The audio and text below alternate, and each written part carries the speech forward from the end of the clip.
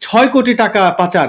মানে সাইফুল আমিন ভাই, আওয়ামী লীগ বলা হচ্ছে ১৬ বছর তারা নির্যাতন চালিয়েছে, বিনা ভোটে ১৬ বছর, কিন্তু কথাটা তো সত্য নয়। প্রথম ৫ বছর অর্থাৎ ২০০৮-এর শেষ দিকে তারা নির্বাচিত সরকার ছিল, এতে ওই ৫ বছর কেউ বাদ দেয় না। পরের আমি যদি ১১ বছর ধরিও, ১১ বছর ক্ষমতায় ব্যাপক লুটপাট করা হয়েছে। এখন পর্যন্ত একটা সিঙ্গেল আমরা কোনো তথ্য পেলাম না। মানে দেবপ্রিয় ভট্টাচার্য ঘুম থেকে উঠে একটা কথা বলে ফেললেন, একটা সংখ্যা বলে ফেললেন, পক্ষের কোনো প্রমাণ নাই। অথচ আওয়ামী লীগ আগে ছিল, তাদেরটা বের করা সহজ, তাদের বের হবে কারণ তাদের বিরোধীরা ক্ষমতায় আছে। কিন্তু ক্ষমতায় যারা আছে তাদের একের পর এক চাঁদা, দুর্নীতি, কোটি কোটি টাকা।